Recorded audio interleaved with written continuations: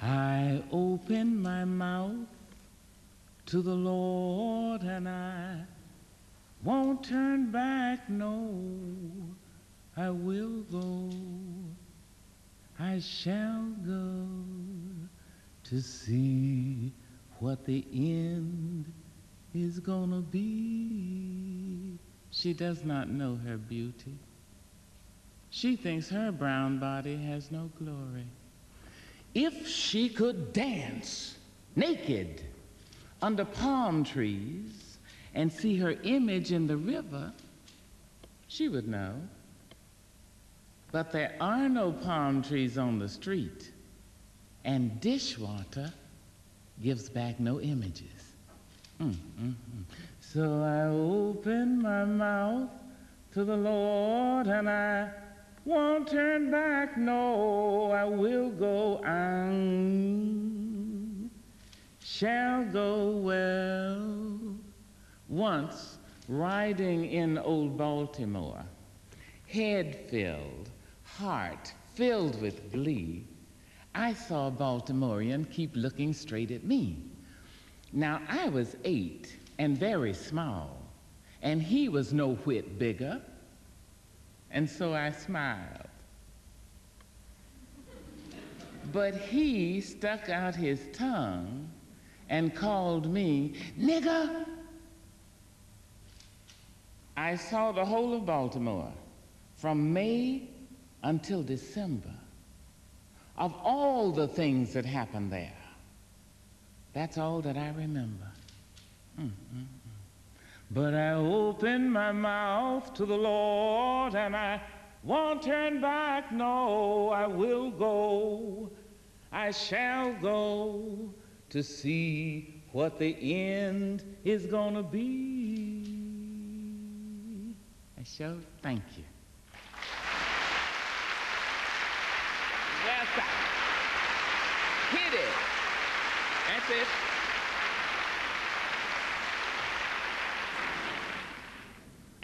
In sincerity and in seriousness, I know that a poetry reading seems, for the most part, like a pretty dull, really. People say, well, where are you going tonight? Well, I'm going to the Hippodrome, taking my chances. And other people say, oh, I'm staying home with a friend, a good friend. And so when you say to somebody, I'm going to Lewisham to a poetry reading, people have got to say, oh. Poetry is asked to be magical, mystical, lyrical, and musical. Now, before I get into the written poetry, that is the published poetry, I'll just let you look at a couple of phrases from folk songs. There's a 19th century folk song in which a black man speaks of the woman he loves. He said, the woman I love is fat and chocolate to the bone. And every time she shakes, some skinny woman loses her home. Now that's poetry. There's a line, 19th century. This shred of the folk song found its way into Mr. W.C. Handy's 20th century blues, St. Louis blues. A black woman speaking of the man she loves. She said, he's blacker than midnight, teeth like flags of truce. He's the finest thing in the whole St. Louis.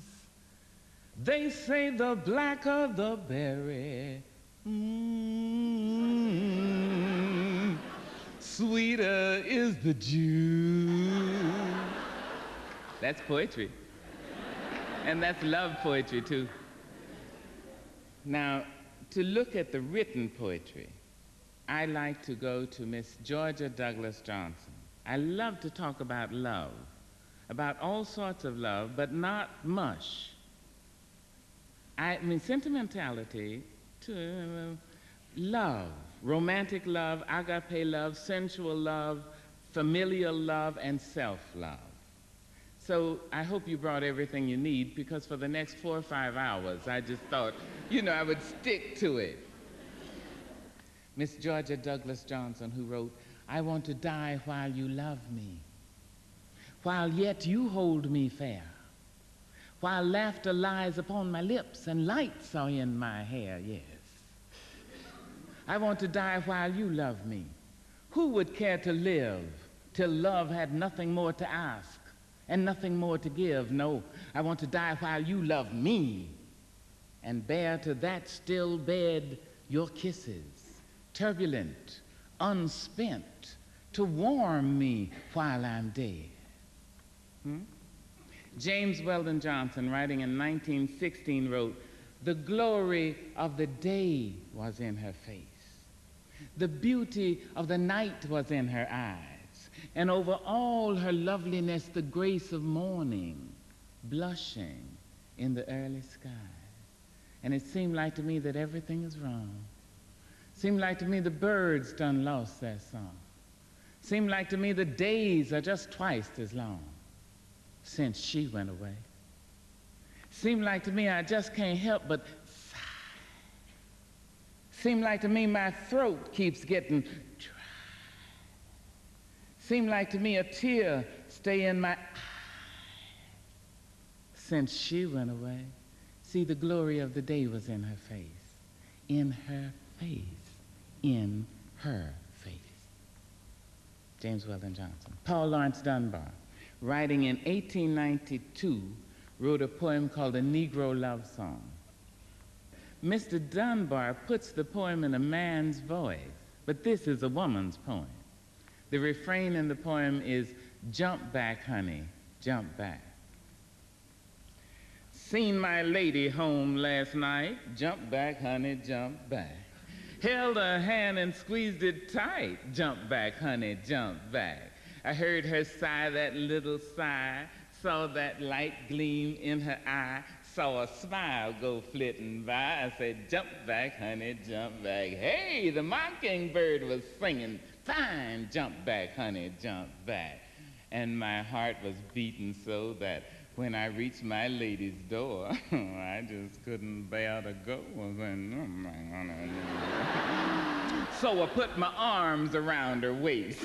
Jump back, honey, jump back. I raised her lips and took a taste. Jump back, honey, jump back. I said, love me, honey, do you love me true? You love me as well as I love you? And then she answered, of course I do, but jump back.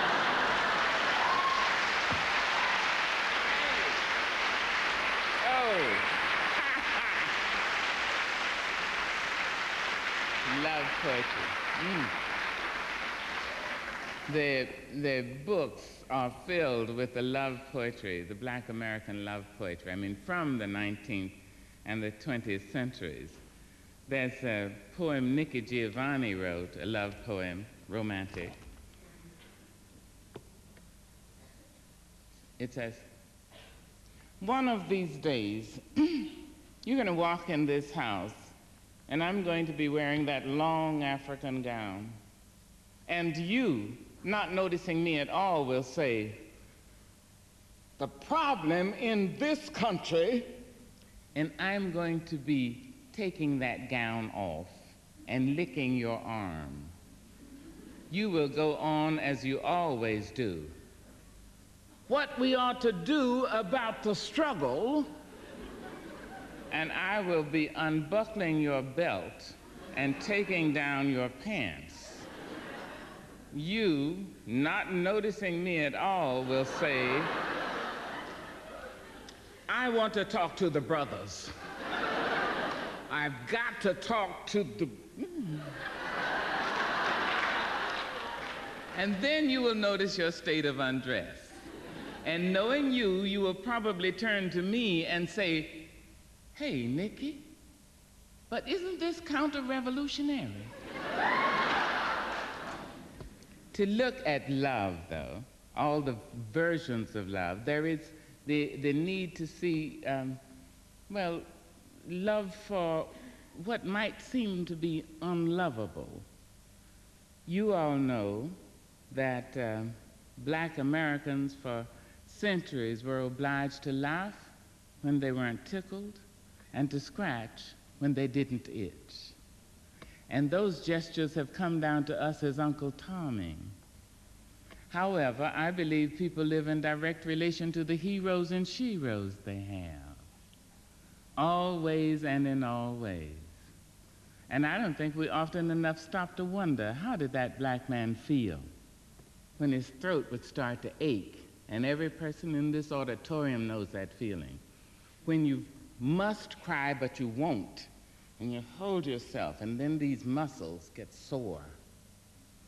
Each time that black man had to say, "Yes, sir, boss, you're right, I must be stupid, yes, sir," so he could make enough money so he could go home and feed somebody. Or that black woman who said, "No, ma'am, Miss Ann, you didn't hurt me when you slapped me. I ain't tender-hearted, sure ain't, no, ma'am." So she could make enough money so she could go home and send somebody to school. I think that we live in direct relation to the heroes and sheroes we have. And sometime at some place inside our hearts, we've got to say thank you. Because I don't know about any of you, but I wouldn't be here this evening had those people not been successful in the humiliating employment of those humiliating ploys. Yes, sir.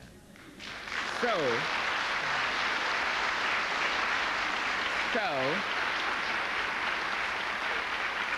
I honor them, and in honoring them, I honor all our ancestors who tried to stay alive and be somebody so that we could be here this evening and try to accept that we've been loved, each of us, maybe by somebody 3 generations ago who never even thought what name you would carry, that they paid for you already.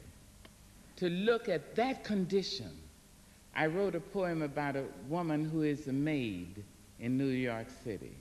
She sits at the back of the bus with 2 shopping bags, black. If the bus stops abruptly, she says, "Ah, ha, ha, ha, ha, ha." If it stops slowly,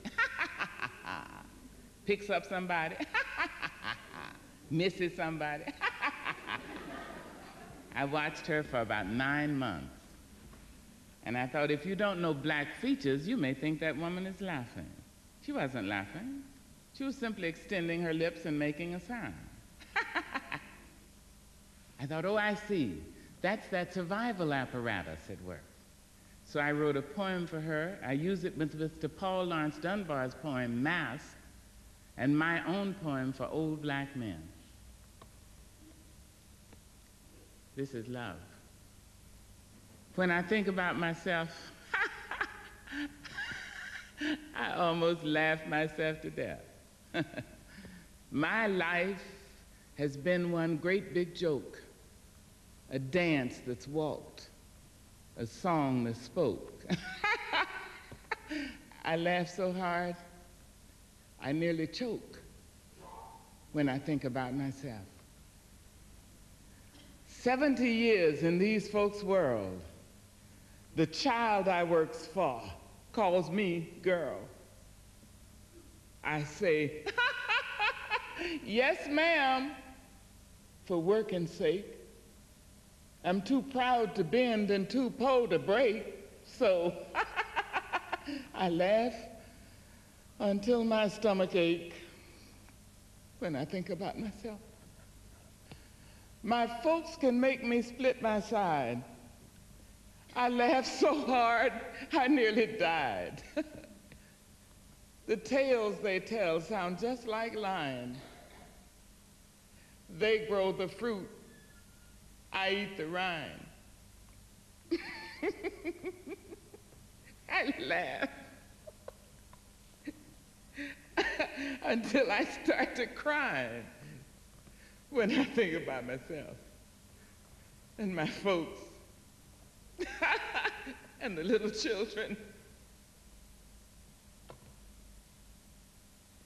But we wear the mask that grins and lies It shades our cheeks and hides our eyes. This debt we pay to human guile.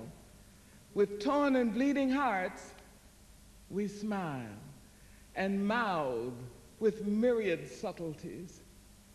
Why should the world be overwise in counting all our tears and sighs? Nay, let them only see us while we wear the mask.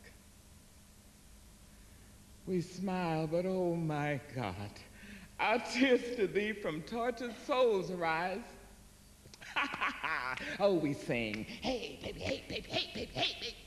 But oh, the clay is vile beneath our feet, and long the mile.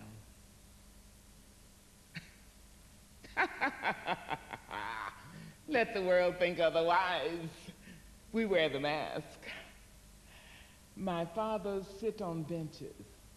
Their flesh count every plank. The slats leave dents of darkness deep in their withered flank, and they nod like broken candles, all waxed and burnt profound. They say, but baby, it was our submission, and that made your world go round. There in those pleated faces, I see the auction block, the chains and slavery's coffles, the whip and lash and stock.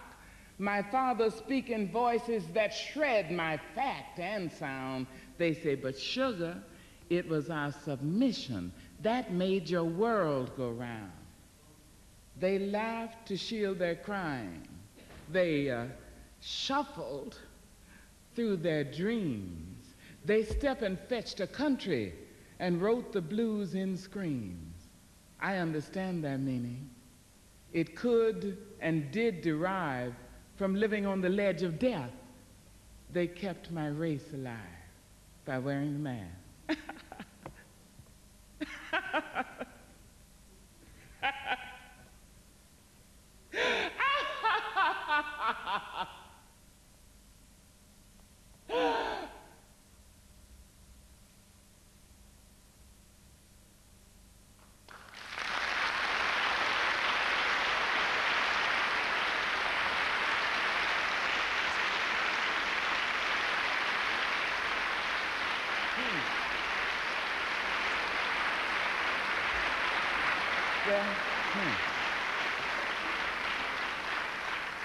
You see, that too is love, Leslie.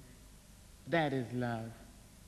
When any human being is willing to allow herself or himself to be seen at the most debased level, most demeaned, most dehumanized level, thinking that by doing so, he or she can assure the survival of yet another human being, that is love. Howbeit bitter, brutal, painful, that too is love.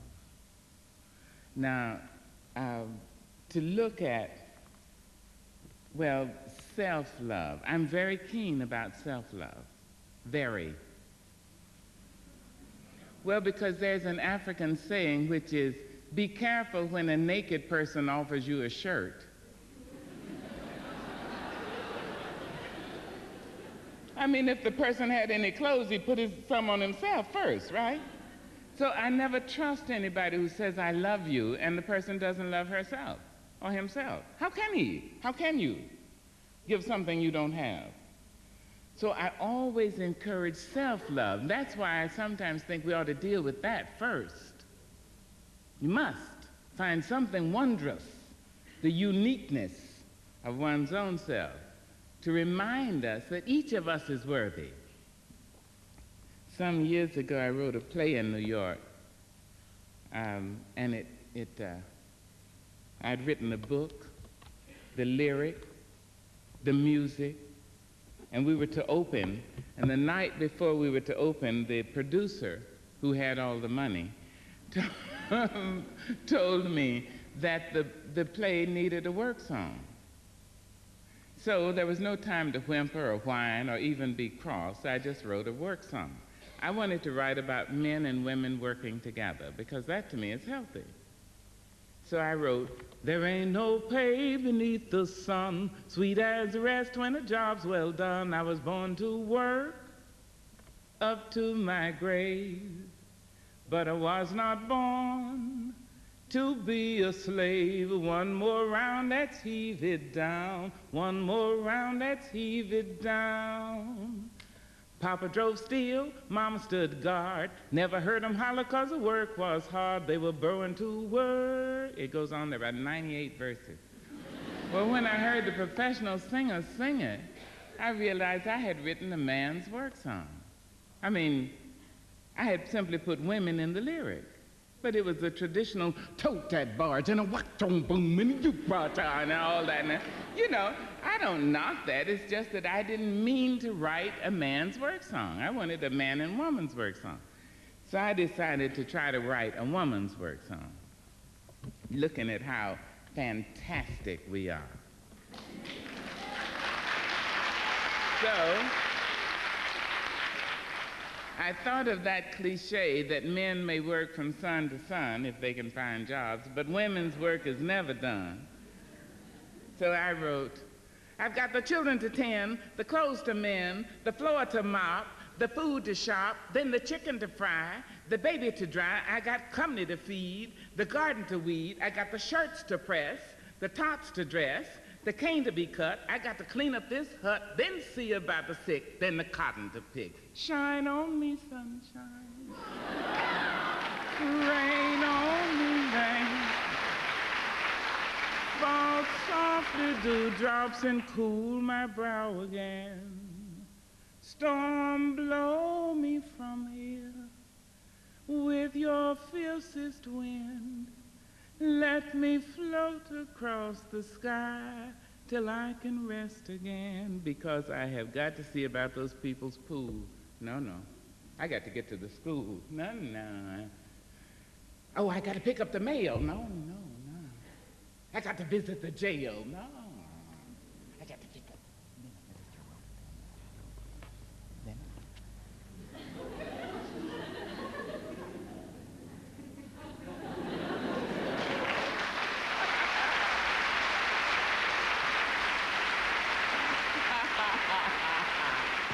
Too true. This is a poem called Weekend Glory. I think only one thing. There's a first line says, some dicty folks. Dicty is a black American Southern word meaning hinkty, which means sedity, which is a word sort of meaning snobbish, haughty.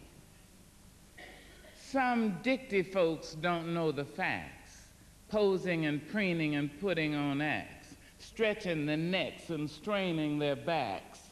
They move into condos up over the ranks, lend their souls to the local banks, buy big cars they can't afford, then ride around town acting bored.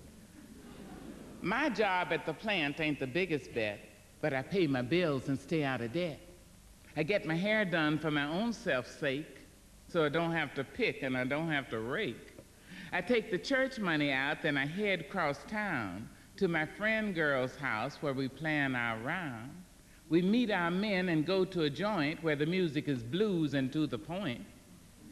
Folks talk about me, they just can't see how I work all week at the factory, then get spruced up and laugh and dance and turn away from worry with a sassy glance.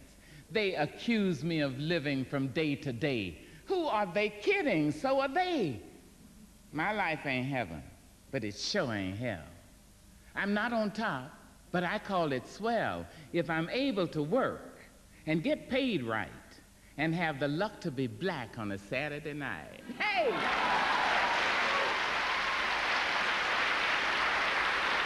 Woo! Yes.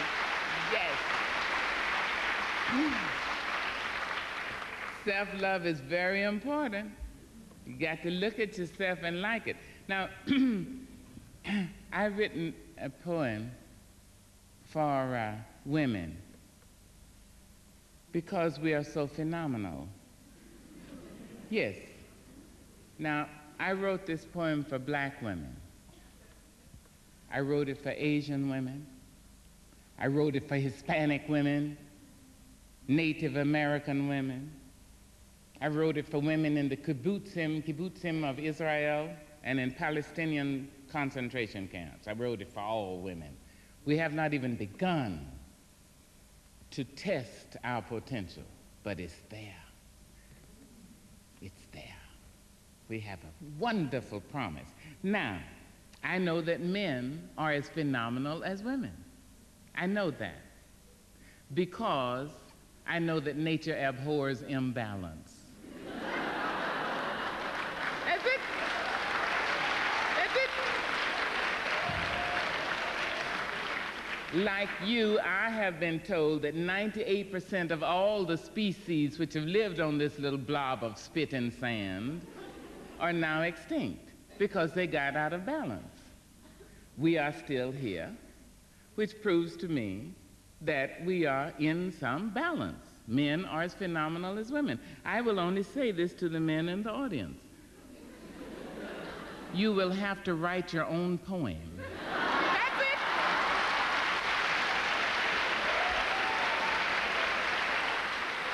This one is fresh. I wrote it for fat women, very fat, those who hate their sizes but will do nothing about it except call a friend in the middle of the night and say, girl, there's a skinny woman still trying to get out. And I wrote it for fat women who love their sizes and who are the epitome of sensuality when they walk down the street.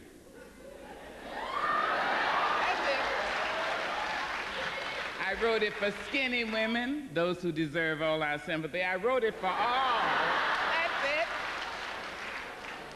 it. Many people wonder where my secret lies.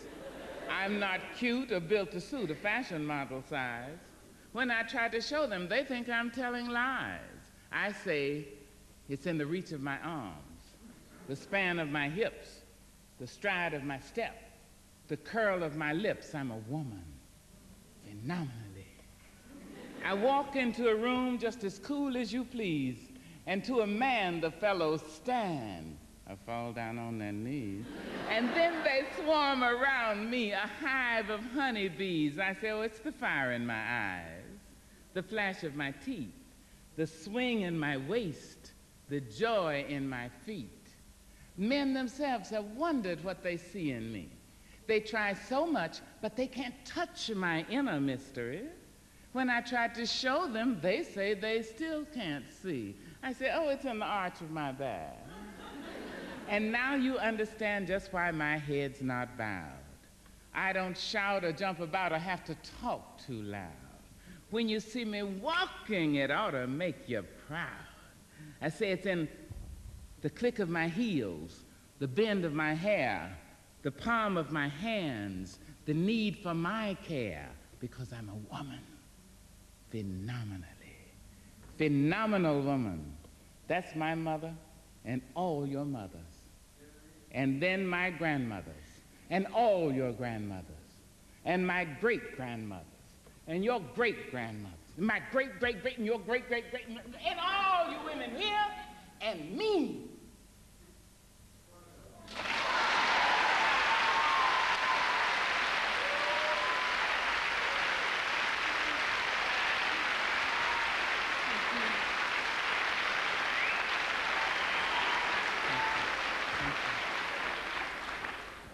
Okay, I started out with romantic love, and I think I will look at love, romantic love again.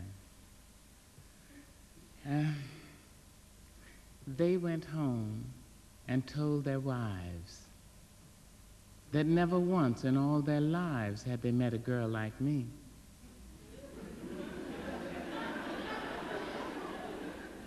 But they went home. My praises were on all men's lips. They liked my smile, my wit, my hips. They'd spend one night, or two, or three. But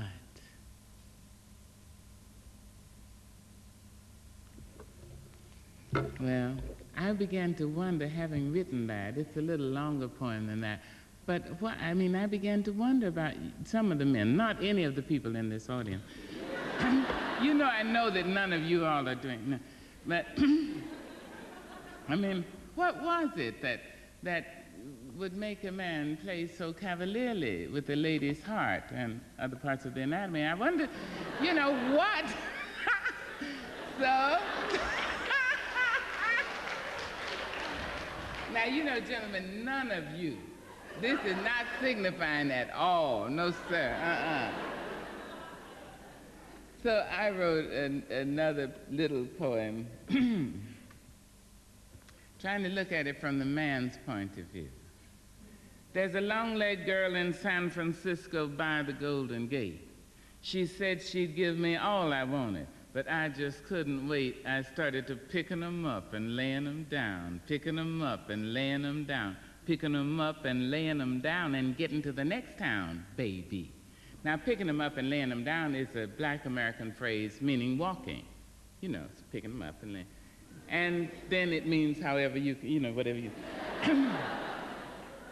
I met that lovely Detroit lady and thought my time had come. But just before I said I do, I said I got to run and started to picking them up and laying them down, picking them up and laying them down, picking them up and laying them down and getting to the next town, baby. There's a pretty brown in Birmingham, man, she's little and cute. But when she tried to tie me down, I had to grab my suit and start to picking them up and laying them down and picking them up and laying them down and picking them up and laying them down and getting to the next town, baby. There ain't no words for what I feel about a pretty face. But if I stay, I just might miss a prettier one someplace. That's why I start that picking them up and laying them down and picking them up and laying them. Now, men, you know I'm not talking about you.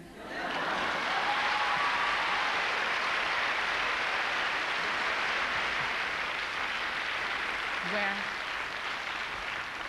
I thank you very much for your hospitality, which is truly Southern.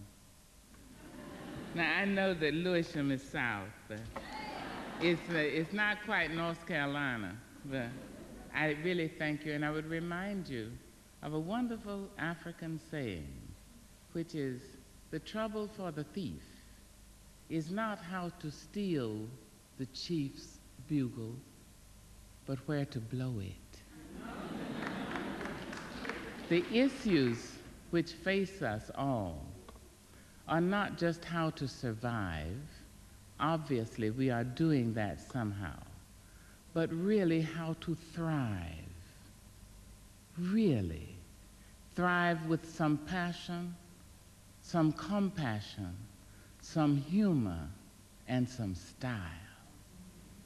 This poem is called And Still I Rise.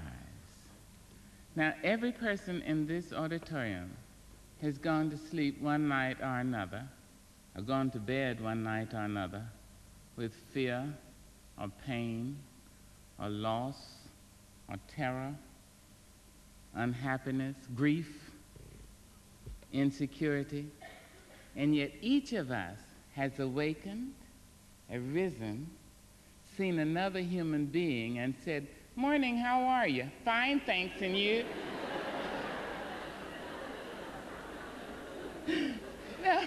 Now, wherever that abides, whether it's behind the kneecap or in the bend of the elbow or between the teeth, wherever that is, lives, there we will find our nobleness.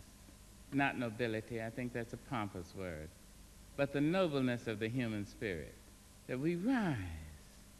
You may write me down in history with your bitter, twisted lies. You may trod me in the very dirt, but still like dust, I'll rise. Does my sassiness upset you? Why are you beset with gloom? Just because I walk as if I have oil wells pumping in my living room. Just like moons and like suns with the certainty of tides, just like hope springing high, still I rise. Did you want to see me broken, bowed head and lowered eyes, shoulders falling down like teardrops, weakened by my soulful cries. Does my sassiness upset you? Don't take it so hard just because I laugh, as if I have gold mines digging in my own backyard. You can shoot me with your words, you can cut me with your lies, you can kill me with your hatefulness, but just like life, I rise. Does my sexiness offend you? Oh. Does it come as a surprise that I dance as if I have diamonds at the meeting of my thighs? Out of the huts of history's shame I rise. Up from a past rooted in pain I rise. A black ocean leaping and wide, welling and swelling and bearing in the tide. Leaving behind nights of terror and fear I rise. Into a daybreak miraculously clear I rise. Bringing the gifts that my ancestors gave. I am the hope and the dream of the slave. And so, wow. There I go.